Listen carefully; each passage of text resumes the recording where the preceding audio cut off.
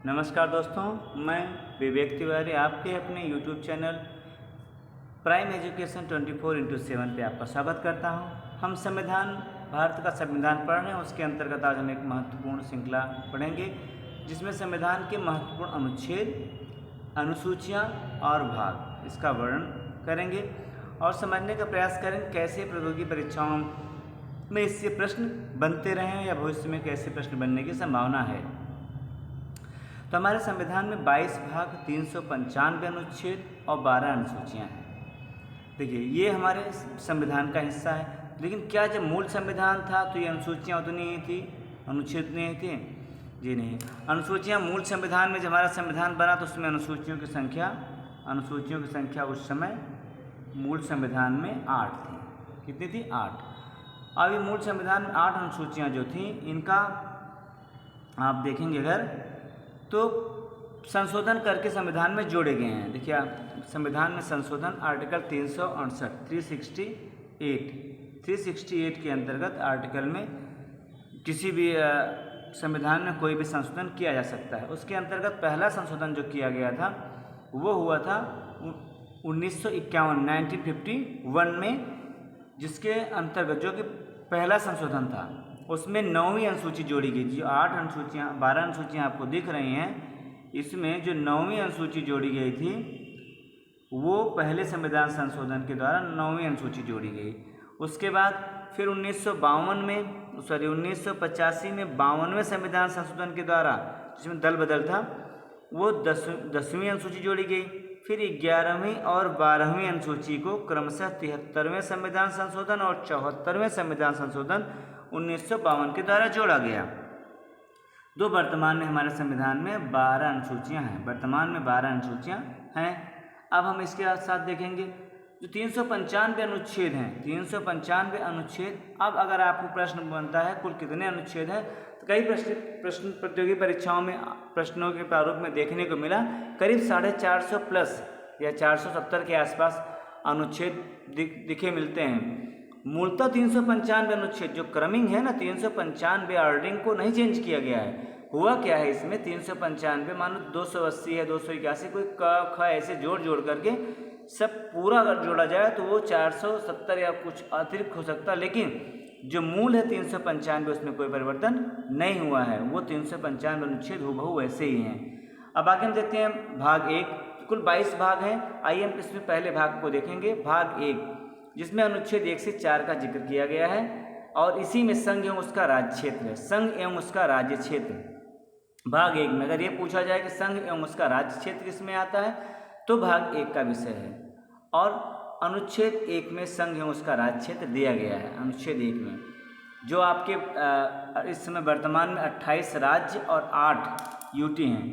देखिए, थोड़ा एक बार इसको चेक कर लीजिएगा चेंजेस इसमें हुए हैं। तो जो 28 राज्य और वर्तमान में 28 राज्य और 8 केंद्र शासित प्रदेश यूटी, ये जो यूनियन टेरिटरी हैं इस समय मौजूदा, ये इसका जिक्र जो है ये भाग 1 में किया गया है। भाग 1 के अनुच्छेद 1 में लिखा है भारत राज्यों का संघ होगा। India that is Bharat will be union of nation.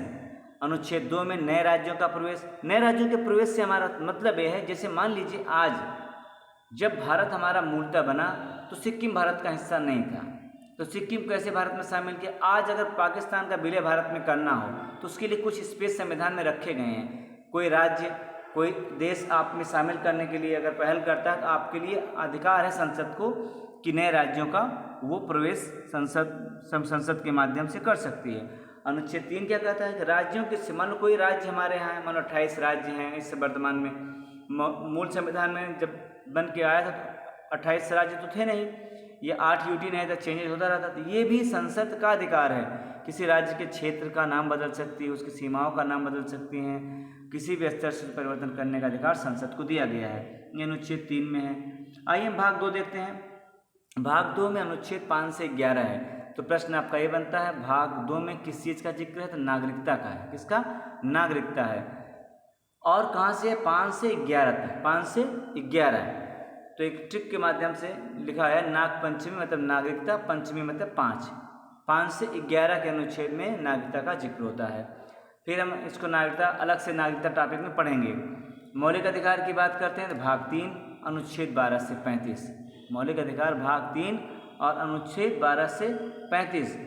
और इसमें एक छूट गया है 12 से, उसमें जिसमें नीति निर्देशक तत्व हैं, नीति निर्देशक तत्व हैं। नीति निर्देशक तत्व जो है वो किसमें है, भाग 4 में। भाग 4 में क्या दिया गया, नीति निर्देशक तत्व और अनुच्छेद 36 से लेकर के कितना 51 तक, अनुच्छेद 36 से 51 और भाग 4 में इसमें जिक्र किया गया नीति निर्देशक तत्व। इसको अलग अलग से टॉपिक में पढ़ेंगे वास्तव में होता क्या है, ठीक है। और उसके बाद भाग 4 का कहिए या भाग 4 ए कहिए। इसमें भाग 4 एक में क्या किया, भाग 4 ए जोड़ा गया और 51 का या 51A इसमें मौलिक कर्तव्य जोड़ा गया। जो मौलिक कर्तव्य मूल संविधान का हिस्सा नहीं था, मूल संविधान का हिस्सा नहीं था, इसे स्वर्ण सिंह समिति की सिफारिश पर 1976 में 1976 में 42nd अमेंडमेंट के द्वारा संविधान में इसको शामिल किया गया। अब आइए हम मूलतः देखते हैं आगे चल के कि भाग, सभी भागों जो 22 भाग में उसमें क्या क्या लिखा गया है और हमारे अनुकूल जो हमारे योग्य है उसको देखें क्या क्या जो परीक्षाओं के लिए खास महत्वपूर्ण होगा, हम उसे देखने का प्रयास करते हैं। देखिए इसमें क्या है, भाग 1 है, हमने थोड़ी देर पहले बताया इसमें क्या किया गया है, संघ और उसका राज्य क्षेत्र की बात है। जो 28 राज्य और 8 केंद्र शासित प्रदेश हैं इसका जिक्र भाग 1 में किया गया है। भाग 2 में नागरिकता की बात की गई है, कौन नागरिक होगा, भारत से पाकिस्तान जाने वाला, वहाँ से आने वाला या कोई अपनी स्वैच्छिक, जैसा कि हम जानते हैं भारत में एकल नागरिकता है तो नागरिकता का संपूर्ण वर्णन भाग 2 में दिया गया है। भाग 3 में मूल अधिकार की बात की गई है, फंडामेंटल राइट हमारे क्या होंगे। भाग 4 में नीति निर्देशक तत्व है, ठीक है, डायरेक्टिव प्रिंसिपल नीति निर्देशक तत्व का जिक्र किया गया है। भाग 4 का जो कि मूल संविधान में नहीं था उसे संविधान संशोधन के द्वारा जोड़ा गया, 42वें संविधान संशोधन के द्वारा। भाग 4 का मूल कर्तव्य है, जो मूल कर्तव्यों की संख्या कितनी है आप कमेंट करके बताइएगा, वर्तमान में मूल कर्तव्यों की संख्या कितनी है इसे आप कमेंट करके बताइएगा। भाग 5 में संघ की कार्यपालिका, विधायिका, न्यायपालिका इसका जिक्र किया गया है। भाग 6 में राज्य की कार्यपालिका है, वो संघ की राज्य की कार्यपालिका, विधायिका, मतलब भाग 5 में प्रधानमंत्री, राष्ट्रपति या उससे जो केंद्रीय संघ की है उसका वर्णन किया गया सुप्रीम कोर्ट की। और भाग 6 में यही चीज़, राज्य में मुख्यमंत्री कौन होगा, राज्यपाल कैसे होंगे या न्यायपालिका में हाई कोर्ट कैसे होंगे, इसका जिक्र भाग 6 में है। भाग 7 में पहली अनुसूची, इसमें अनुसूची भाग का के राज्य, इसे 7वां, ठीक है, संघ शासित अधिनियम 1965 द्वारा निकाला गया था, ये भी शामिल किया। भाग 8 में क्या है, संघ राज्य क्षेत्र। अभी आपके महत्वपूर्ण का क्षेत्र जो है 6 के बाद फिर 8 संघ राज्य क्षेत्र इसमें दिया गया है। 9 में क्या है, पंचायत है ना, इसे कब शामिल किया गया, पंचायतों का जिक्र है भाग 9 में, इसे 73वें संविधान संशोधन के द्वारा 1992 में जोड़ा गया, 1992 73rd अमेंडमेंट से जोड़ा गया। भाग 9 क में क्या है, नगर पालिका, इसे 74वें संविधान संशोधन के द्वारा सेम ईयर 1992 में जोड़ा गया। 9 और 9 क, ठीक है। भाग 10 इसमें अनुसूचित जाति और जनजाति के क्षेत्र हैं।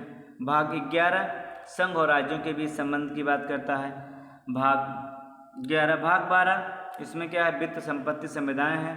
भाग, उसके बाद आपका महत्वपूर्ण जो आता है इसको छोड़ दीजिए।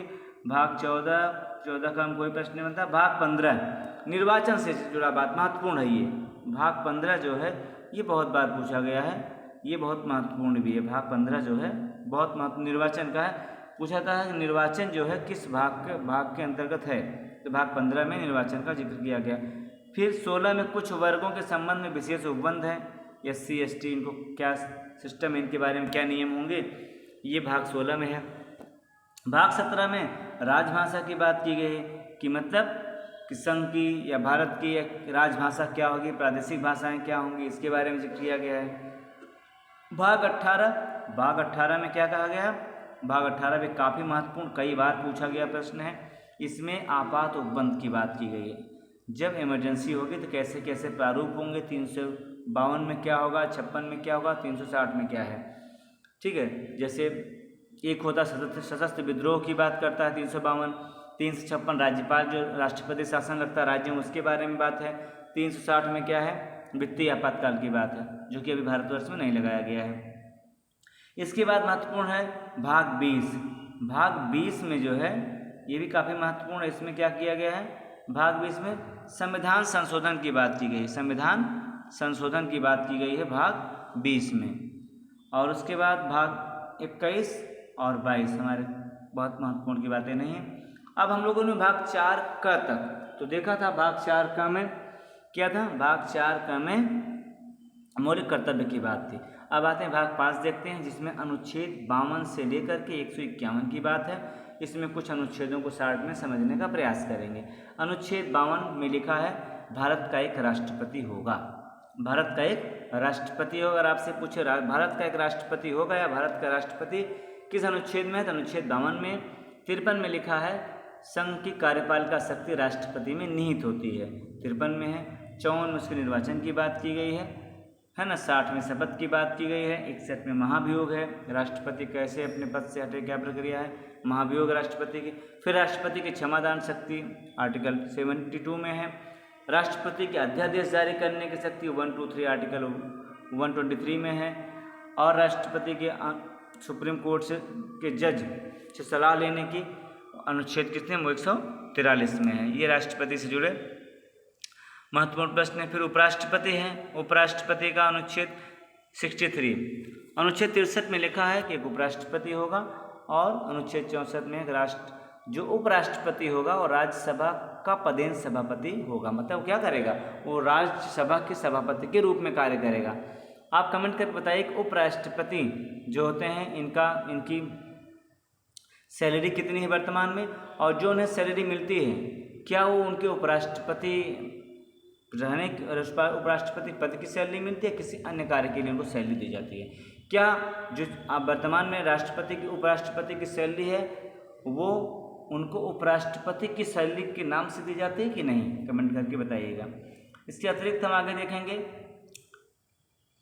इसमें देखेंगे हम भाग 6 देखें। भाग 6 में क्या, राज्यपाल की बात कंपेयर करके देखें दोनों में तो कितना है। भाग 6 में 152 से 237 तक राज्यपाल है। राष्ट्रपति को राज्यपाल से कंपेयर, जो कार्य संघ में राष्ट्रपति करता है वही राज्यों में राज्यपाल करता है। जैसे आर्टिकल 52 में लिखा है राष्ट्रपति का पद होगा, तो 153 में लिखा है राज्यपाल का एक पद होगा। आर्टिकल 53 में लिखा उनकी शक्ति और कार्य, वही बात 154 में राज्यपाल के लिए लिखा गया है। निर्वाचन जो यहाँ पर है राष्ट्रपति के लिए, वही वहाँ पर 155 में। तो हुआ कि आगे 1+1 जोड़ने का मतलब देखो, ठीक है, इसमें +1 जोड़ने का मतलब आप जो राष्ट्रपति का अनुच्छेद उसमें एक आगे जोड़ दीजिए, एक आगे इधर जोड़िए और उसके बाद क्या करिए, एक पीछे जोड़ दीजिए। एक ऐसे लिख दीजिए और 52 है, 1 जोड़ेंगे 53 हो जाएगा। 153 में 1 जोड़े 154 हो जाएगा। इससे जो इनके राष्ट्रपति का पद है 52 में है तो 153 में राज्यपाल का आप तुलना करके याद कर सकते हैं, इसके लिए लिखा गया था यहाँ पर। ऐसे तुलना हम प्रधानमंत्री आगे चल के देख सकते हैं कि प्रधानमंत्री का जिक्र किसमें, अनुच्छेद 74 में मंत्रिमंडल की बात की गई। अनुच्छेद 75 में एक है प्रधानमंत्री होगा और उस प्रधानमंत्री उसकी सलाह पर अन्य मंत्री जिन्हें राष्ट्रपति शपथ दिलाते हैं। आर्टिकल 76 जिसमें महान्यायवादी की बात की गई। इसी फिर -11 करके आप कंपेयर किया गया किससे, मुख्यमंत्री से। 163 163 में मंत्रिमंडल, 164 में मुख्यमंत्री, 165 में महाधिवक्ता। है क्या वास्तव में जो कार्य संघ के लिए प्रधानमंत्री, राष्ट्रपति, सुप्रीम कोर्ट या महान्यायाधीश होता है, वही राज्यों में क्या होता है, राज्यपाल, मुख्यमंत्री और महाधिवक्ता या हाईकोर्ट का होता है। ऐसे क्रम इसके हैं। हम आगे देखेंगे अनुच्छेद 79, 80, 81 सरल से बनाया गया है, इसको समझिए। अनुच्छेद 79 में संसद दिया गया है और 80 में राज्यसभा का जिक्र है, 81 में लोकसभा। तो सरल संसद, राज्यसभा और लोकसभा 79, 80 और 81। सीधे पूछा जाता है कि लोकसभा का जिक्र किस अनुच्छेद में है, तो अनुच्छेद 81 में, 81 में दिया गया है। फिर आगे ऐसे बढ़िए इसी तरीके से विधानमंडल, विधानसभा, विधान परिषद ये राज्यों के लिए है। कंपेयर करके पढ़ेंगे दोनों एक साथ हो जाएगा। अनुच्छेद 168 विधानमंडल, उसके बाद 169 दिया है विधान परिषद के लिए। 169 विधान परिषद की बात करता है और उसके बाद यहाँ पर गलत प्रिंट हो गया, विधान परिषद है, ठीक है, ये 169 में है, आप करेक्ट कर लीजिएगा। अनुच्छेद 100 इसमें निर्णायक मत देने की बात की गई है। अगर मान लीजिए संसद में अगर दोनों पक्षों के मत समान होने की कंडीशन में जो निर्णायक मत देने का अधिकार होता है लोकसभा अध्यक्ष का, उसके बारे में जिक्र किया गया है। 108 में संयुक्त अधिवेशन है। अनुच्छेद 110 में अनुच्छेद 110 में अनुच्छेद धन विधेयक की बात की गई है। 110 में धन विधेयक है। और अनुच्छेद 112 में बजट की बात है। 116 में लेखानुदान है। फिर अनुच्छेद 117 में वित्त विधेयक है। निर्वाचन आयोग सीधे पूछा, अभी बताया था हम। निर्वाचन आयोग अनुच्छेद 324 में है। राजभाषा जो कि भाग 17 अनुच्छेद 343 लिपि देवनागरी। आपातकाल की बात हम आगे पढ़ चुके हैं। आपातकाल के 3 अनुच्छेद हैं, अनुच्छेद 352, 356, 360। पहला राष्ट्रीय आपात है जो एक बार लगाया जा चुका है 1975 की 25 जून को तत्कालीन प्रधानमंत्री इंदिरा गांधी के द्वारा लगाया गया था और राष्ट्रपति फखरुद्दीन अली अहमद थे। 356 राष्ट्रपति शासन। राज्यों का संवैधानिक तंत्र विफल होने पर यह राष्ट्रपति की शक्ति है राष्ट्रपति शासन लगाने की। 360 में वित्तीय आपातकाल जो कि अभी नहीं लगाया गया और दुआ करिए कि लगाने की आवश्यकता भी न पड़े। फिर संविधान के संशोधन की शक्ति अनुच्छेद 368 में है। कुछ और महत्वपूर्ण अनुच्छेद हैं, इसे आप याद कर सकते हैं। अस्पृश्यता का अनुच्छेद 17 में है। अल्पसंख्यक हितों का संरक्षण अनुच्छेद 29 में है। पंचायती राज व्यवस्था अनुच्छेद 40 में और संवैधानिक उपचारों का अधिकार अनुच्छेद 32 में है। संवैधानिक उपचारों का अधिकार जो अनुच्छेद 32 में है, ये बाबा साहब भीमराव अम्बेडकर के अनुसार इसे उन्होंने क्या किया है, संविधान की आत्मा कहा है। ठीक है, नेक्स्ट में हम चलते हैं। ये आपका सिस्टम है, आप फिर से इसको रिकॉल कर लीजिए एक बार फिर से। भाग 1 संघ एवं उसका राज्य क्षेत्र। भाग 2 नागरिकता। भाग 3 मूल अधिकार। भाग 4 राज्य के नीति तत्व। भाग 4 का मूल कर्तव्य जो मूल संविधान का हिस्सा नहीं था। भाग 5 में संघ की कार्यपालिका, मतलब प्रधानमंत्री, राष्ट्रपति और सुप्रीम कोर्ट अन्य। भाग 6 में है राज्यों के लिए कहा गया, मतलब मुख्यमंत्री, राज्यपाल और हाई कोर्ट। उसके आगे हम देखेंगे भाग 9 इम्पॉर्टेंट है, जिसे 73वें संविधान संशोधन द्वारा जोड़ा गया। भाग 9 पंचायतें इसमें आए। भाग 9 का नगर पंचायतें इसमें आई, वो भी 74th अमेंडमेंट। भाग 10 में SC/ST के क्षेत्र की बात की गई है। भाग 11 संघ और राज्यों के बीच संबंध। भाग 12 वित्त संपत्ति संविदाएँ। उसके बाद महत्वपूर्ण ये नहीं है। फिर भाग 15 इम्पॉर्टेंट है, निर्वाचन। भाग 16 इम्पॉर्टेंट है, कुछ वर्गों के संबंध विशेष उपबंध। भाग 15 इम्पॉर्टेंट है। भाग 16 भी इम्पॉर्टेंट है। भाग 17 राजभाषा की बात की गई। भाग 18 आपात उपबंध बहुत इंपॉर्टेंट है। फिर भाग 18 के बाद भाग 20 ये भी काफ़ी इम्पॉर्टेंट है। भाग 20 में संविधान संशोधन की बात की गई है। फिर उसके बाद भाग 5 हमने देखा 52 से 151 तक। भाग 5 का अनुच्छेद कितना है, 52 से 151 तक। और भाग 6 152 से 237 तक। भाग 6 152 से 237 तक। भाग 5 52 से 151 तक। फिर बताया 52 में राष्ट्रपति होगा, उसकी संघ की कार्यपालिका शक्ति राष्ट्रपति में नहीं है तो 53 में है। उसके निर्वाचन की बात 54 में की गई। शपथ की बात अनुच्छेद 60 में की गई है। ठीक है, सेम यही तरीके राज्यपाल 153 में, अनुच्छेद 154 में उसकी शक्ति और 155 में निर्वाचन की बात की गई है। राष्ट्रपति की क्षमादान की शक्ति 72 में। राष्ट्रपति पर महाभियोग 61 में।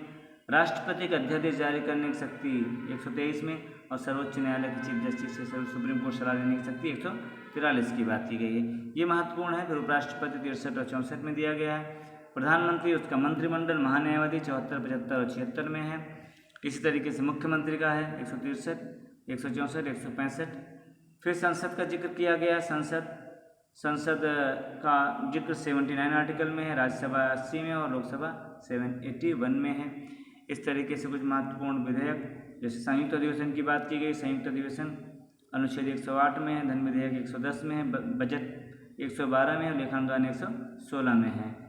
ठीक है, इसके आगे चलेंगे हम तो देखेंगे निर्वाचन आयोग का बात है। निर्वाचन आयोग जो है 324 में है और उसके बाद 343 में हिंदी की बात की गई। आपातकाल की बात है 352, 56 और 60 में। 368 में संविधान संशोधन है। कुछ महत्वपूर्ण अस्पृश्यता का 17, अल्पसंख्यक सीटों का संरक्षण 29 और पंचायती राज प्रणाली 40। अनुच्छेद 32 संवैधानिक उपचारों का अधिकार। बाबा साहब भीमराव अम्बेडकर के अनुसार संवैधानिक उपचारों का अधिकार को उन्होंने क्या कहा है, ये संविधान की आत्मा कहा गया है। हम लोगों ने कुछ महत्वपूर्ण, अब नेक्स्ट टॉपिक में हम क्या मौलिक अधिकार और मौलिक कर्तव्य नीति निषेधत्व को क्रमशः समझने का, ये शॉर्ट रिवीजन के लिए आपके लिए है और आशा करते हैं आपको पसंद आएगा। कमेंट करके बताइएगा वीडियो कैसा लगा। अगर पसंद आता है तो लाइक एंड शेयर सब्सक्राइब करें, अपने दोस्तों तक इसको फॉरवर्ड करें।